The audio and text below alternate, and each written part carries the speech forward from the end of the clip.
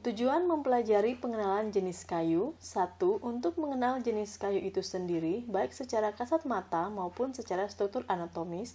2. Sebagai dasar penetapan pungutan hak-hak negara, provisi sumber daya hutan, dana reboisasi, pajak, retribusi, dan lain-lain. 3. Membantu ketetapan dalam penggunaan kayu. Untuk materi klasifikasi dan tata nama kayu di Indonesia dapat dipelajari pada modul pelatihan ini. Identifikasi jenis kayu. Berdasarkan ciri umum, warna dan corak, tekstur, arah serat, kilap, kesan raba, bau, kekerasan, berat, teras dan gubal. Berdasarkan ciri anatomi, pori. Pori adalah sel kayu berbentuk tabung dan arah vertikal dan berfungsi sebagai saluran bahan makanan dan kebutuhan lainnya. Penyebaran pori terdiri dari 1. Penyebaran pori tata lingkar. Pori yang berukuran besar dan pori yang berukuran kecil berpisah secara sendiri-sendiri.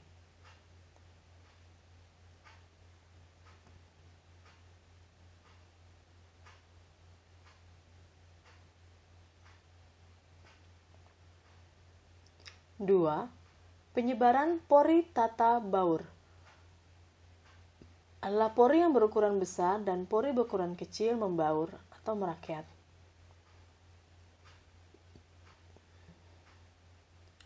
Pori besar, pori kecil,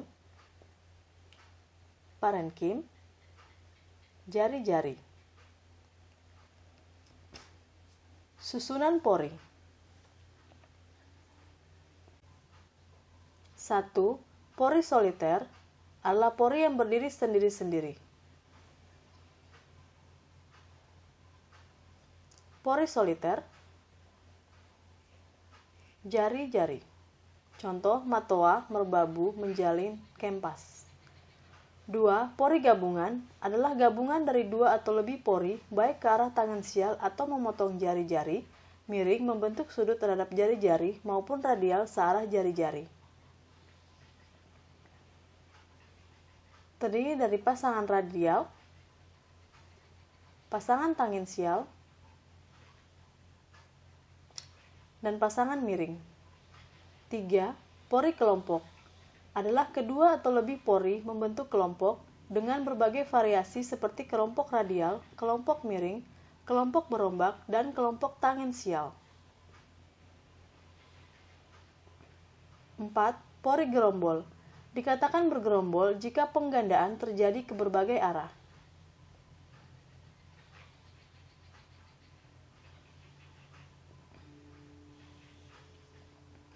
Ukuran pori. Ukuran pori ditentukan oleh besar atau kecilnya diameter pori.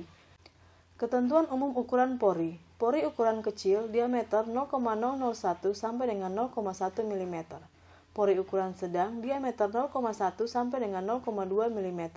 Pori ukuran besar diameter lebih dari 0,2 mm. Isi pori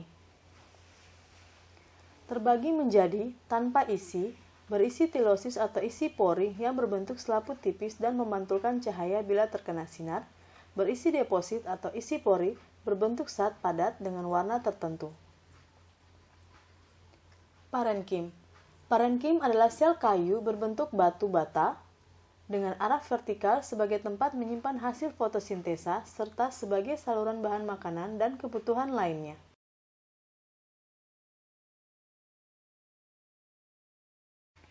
Bentuk-bentuk parenkim.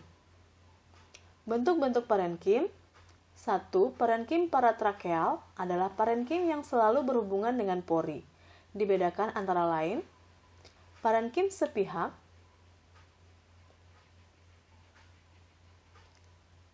parenkim selubung,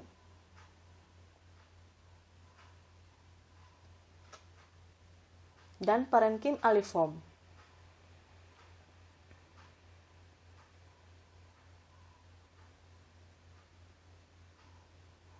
2. Parenkim apotrakeal adalah parenkim yang tidak berhubungan dengan pori. Dibedakan antara lain: 1. Parenkim garis tangensial pendek. 2. Parenkim garis tangensial panjang. 3. Parenkim pita marginal.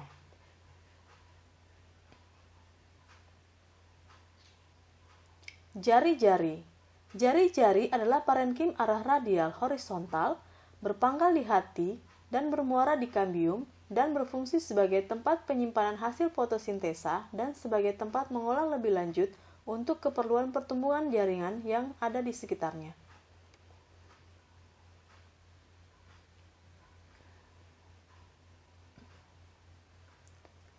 Keseragaman ukuran jari-jari terdiri dari: 1.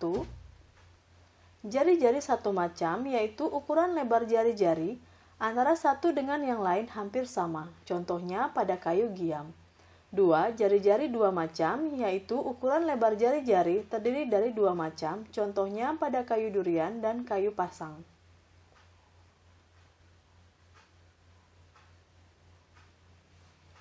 Jumlah jari-jari.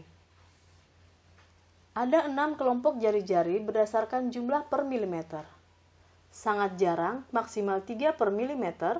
Jarang, maksimal 4-5 per milimeter. Agak jarang, maksimal 6-7 per milimeter. Agak banyak, maksimal 8-10 per milimeter. Banyak, maksimal 11-15 per milimeter. Sangat banyak, minimal 16 per milimeter. Klasifikasi lebar jari-jari adalah sebagai berikut. Sangat sempit, maksimal 5 mikron. Sempit, 15-30 mikron. Agak sempit, 30-50 mikron. Agak lebar, 50-100 mikron. Lebar, 100-200 mikron. Sangat lebar, 200-400 mikron. Dan sangat luar biasa lebar, lebih dari 400 mikron. Saluran interseluler adalah sel kayu berbentuk khusus terletak di antara pori-pori, jari-jari, dan parenkim kayu, biasanya lebih kecil dari pori dan bentuknya sama. Pembagian saluran interseluler: A. Saluran interseluler radial (SIR), contohnya meranti merah. B. Saluran interseluler aksial SIA, terdiri dari SIA tersebar, SIA deretan tangensial pendek, dan SIA deretan tangensial panjang.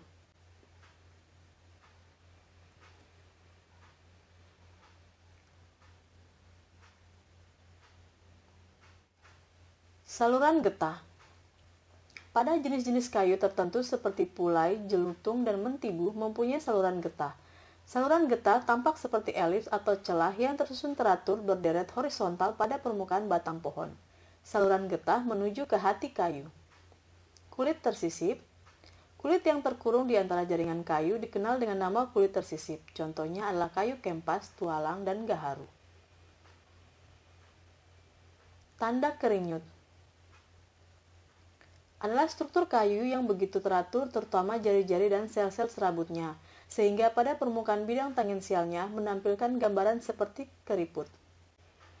3 bidang orientasi dalam mengidentifikasi kayu, yaitu BL bidang lintang, BT bidang tangensial, BR bidang radial.